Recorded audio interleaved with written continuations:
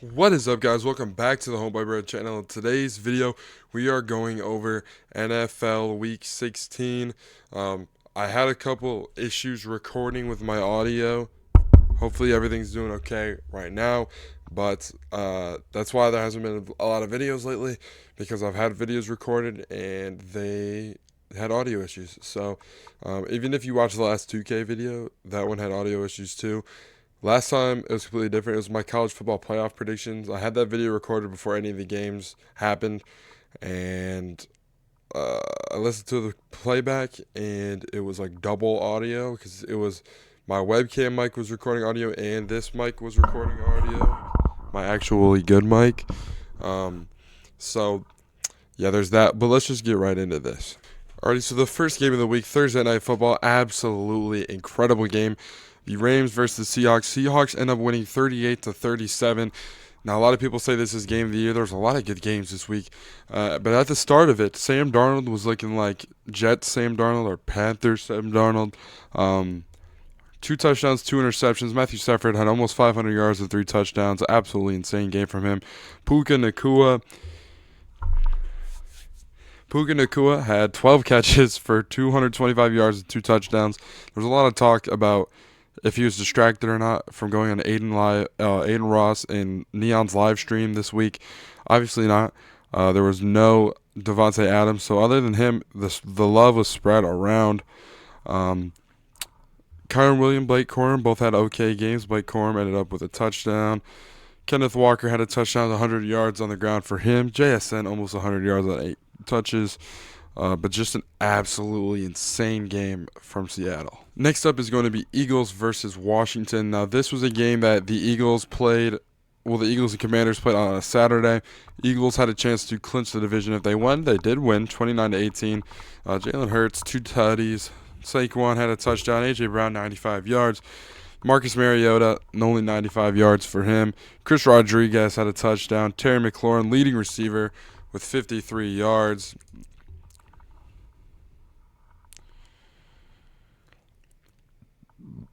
The white goat, Cooper DeJean, with the interception.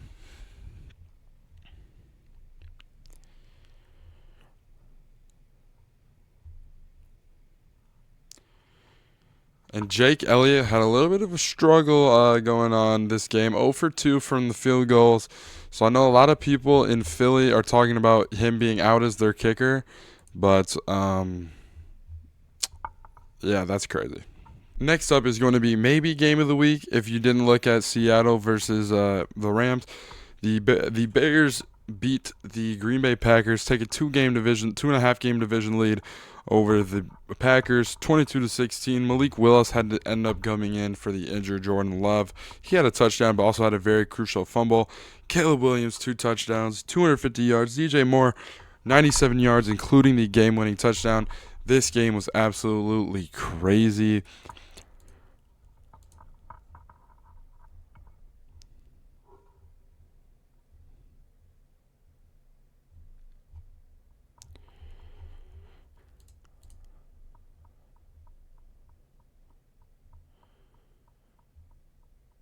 Packers and the Bears only had 1 sack combined this entire game. Not a lot of rushing from the Bears from one guy. It was kind of spread around. But it's just a very overall solid win for the Bears, and they now look like they have the NFC North pretty much locked up after this week. Now we are on to the Sunday day games. Chargers versus Cowboys. Chargers end up winning 34-17. This game was a shootout for a little bit, but the Chargers end up pulling away in the third and fourth quarters. As you see, the Cowboys did not score a point in the third or fourth quarters. Justin Herbert, 2 touchdowns. Quentin Johnson had a really good game, 4 catches for 104 yards and a touchdown. George Pickens had a touchdown. Just the typical Cowboys game from this year where they score a lot, but they didn't end up scoring a lot at the end, and their opponent scores more than them. Next up is going to be the Vikings versus the Giants. Vikings end up winning 16-13. Jackson Dart had probably the worst game of his career. Not probably, definitely the worst game of his career up to this point. 7 for 13 for 33 yards and an interception. J.J. McCarthy went out with a hand injury, so we won't know if he's playing on Christmas Day yet. 9 for 14, 108 yards and an interception. Very ass. Justin Jefferson at 85 yards. Not a lot to talk about here. Other than Max Brosmer had to come in for the injured J.J. McCarthy. A lot of sacks on both sides here. 5 or 6 sacks for the Vikings. Brian Burns had 2. Abdul Carter, I know, had 1. So, overall, if you watch this game, I am sorry for you. Not a good game at all. 9 is still ass. As a Michigan fan, 9 is still ass. Jackson Dart had a really rough game, so yeah. Next up, the Bengals get on track versus the Dolphins. The Bengals moved to 5-10. Dolphins to 6-9. Quinn Ewers started this game for the Dolphins. Benched Tua. Tua's on the 3rd string now, so it looks like his time in Miami is over. Joe Burrow, 4 touchdowns. Quinn Ewers, 0 touchdowns, 2 interceptions.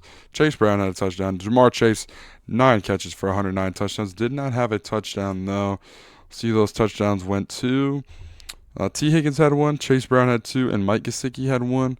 So overall, a good win for the Bengals. And Dolphins fans, you're finally coming back down to earth. You had a little bit of playoff hopes left, but they are all but gone. Next up is going to be the Panthers beating the Bucks, taking the division lead. Now they're 8-7, 23-20.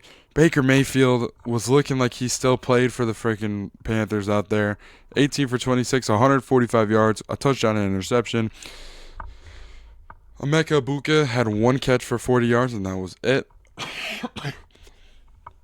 Bryce Young played out of his mind, 21 for 32, almost 200 yards and 2 touchdowns.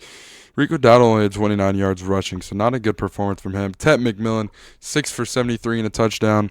But overall, if you watch this game, it was very close the entire way through, and the Bucks just in the end could not get it done.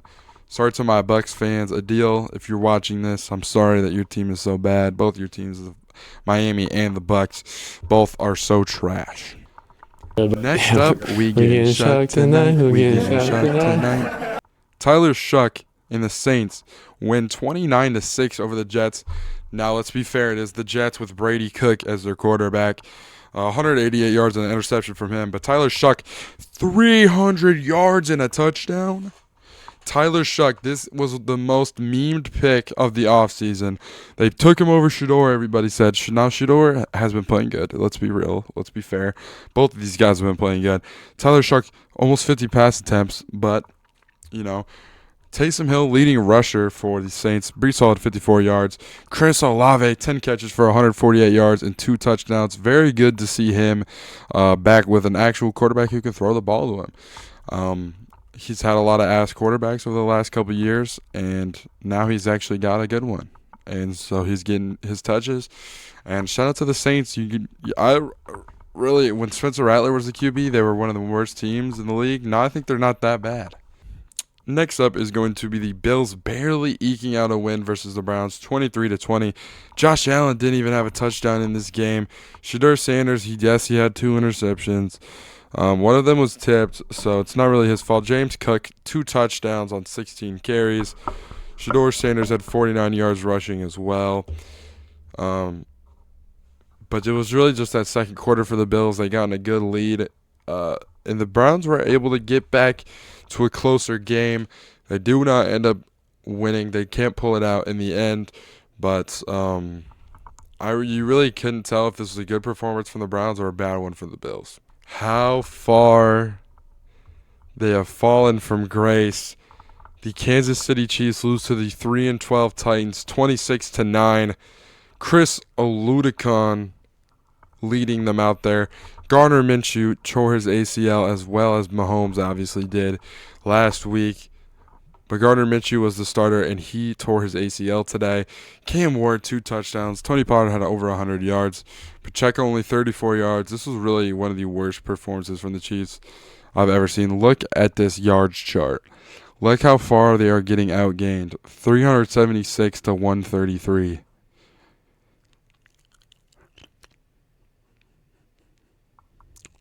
Look at that. 22 first downs to 9. You never will. in complete shock that the Chiefs have fallen off this fast and this hard, but it is absolutely here, and I am here for it.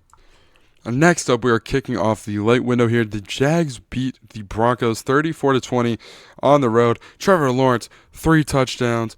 Etienne had 50 yards. Parker Washington, 6 catches, 145, and a touchdown. Bo Nix had a pretty good game other than his last pass, which was the interception.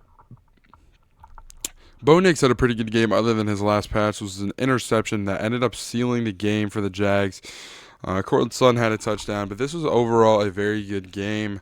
As you can see, the Jags still have a chance to get the 1 seed. If they win out, the Broncos lose one more game, and the Pats lose one more game, they will be the 1 seed in the AFC. First Cardinals, who really cares about this game, let's be honest. Kirk Cousins, 2 touchdowns and an interception. Bijan had the leading receiver, I guess, but Tyler Algier was the leader rusher. Jacoby Brissett, touchdown and interception. Cardinals lose again, shocker.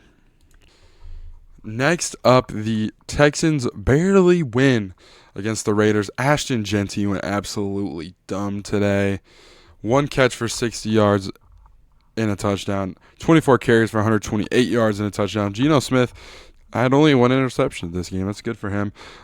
C.J. Stroud only had a touchdown. Nico Collins, leading receiver, with 59 yards. But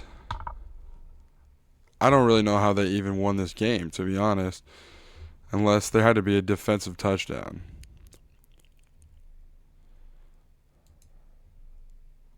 Well, Derek Stingley had an interception and a forced fumble, so that's 2 turnovers right there.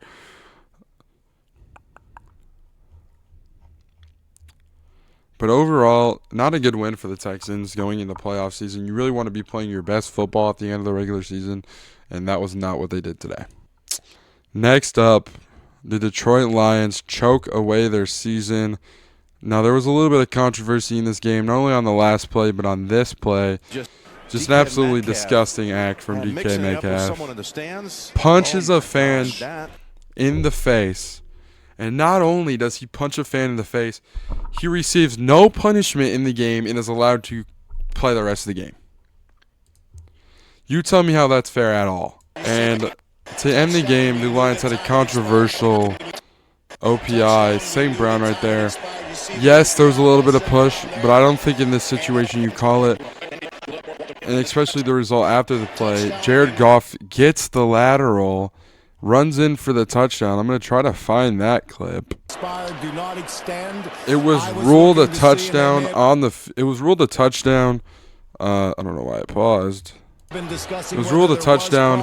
Jared Goff picks up the ball and runs for a touchdown. This would have been the most legendary play of Jared Goff's entire career. Just a little bit of, I don't know, kind of bush league, in my opinion. I've seen a lot of players get away with a lot more than that. And in this situation, I don't think you call that. Maybe I'm just being biased. I'm definitely being biased. But Jared Goff, 3 touchdowns. I want every Jared Goff hater in the comments to shut the fuck up. Every Jared Goff hater on Twitter, shut the fuck up. I don't want to hear anybody saying that this is Jared Goff's fault. Our leading rusher had 14 yards. 14 yards. 14 yards. Jahmyr Gibbs, 2 yards. 2 yards. He had 3 more rushing yards than Jared Goff, and Jared Goff had negative yards.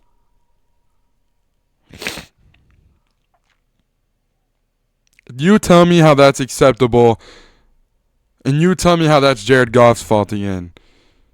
You tell me how that's the defense's fault again. Don't get me started on the defense, because the defense has its problems, and I'm holding them accountable for those problems.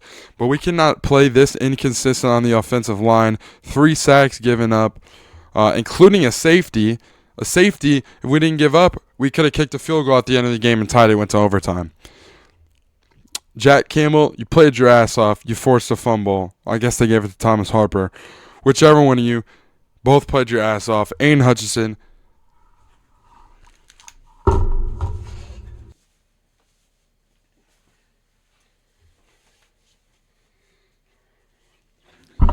Hutch, real ones never gave up on you. But now you're back for the normies who gave up on you.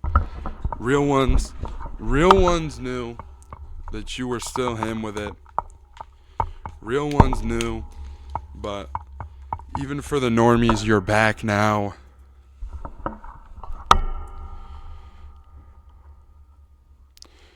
Marcus Davenport, I hope that you never put on the Honolulu Blue again, you injury-prone bitch. The secondary, the Legion of whom did what they could today, but more than anything, it was just the tackling. Good game from J-Mo, Jameer, receiving-wise. Khalif, welcome back to the squad. Amon-Ra, not his best performance. Isaac Tasla could have had a game winner if he would have held on to a touchdown. It was a very tough catch, to be fair to him, but if you guys can't tell, it's a frustrating loss. But at the end of the day, this team was never going to win the Super Bowl. So I will take a healthy Lions next year with a third-place schedule. I'll take it. Next up, and our final game for the video, because I'm filming this on Sunday night after this game. This game ended about 10 minutes ago. The Patriots moved to 12-3, and the Baltimore Ravens go to 7-8. The Baltimore Ravens need to win out, and they need to have the Steelers lose out to make the playoffs.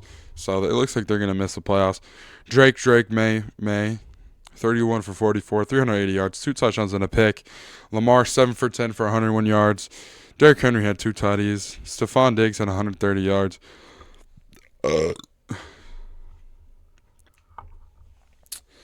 But overall, this was an absolutely crazy week. If you guys liked the video, drop a like on the video. We're posting more and more going into the NFL playoffs. And when the NFL playoffs are over, we'll be doing mock drafts, waiting for the draft. We'll be doing NBA content more and more. I know I keep saying that, and I've only posted like 3 NBA videos this year. But when football's over, definitely expect the NBA videos to be picking up. But that's all I got for you guys. If you guys liked the video, drop a like on the video, subscribe to the channel, comment what you guys' thoughts are on this week, and I will see you guys in the next one.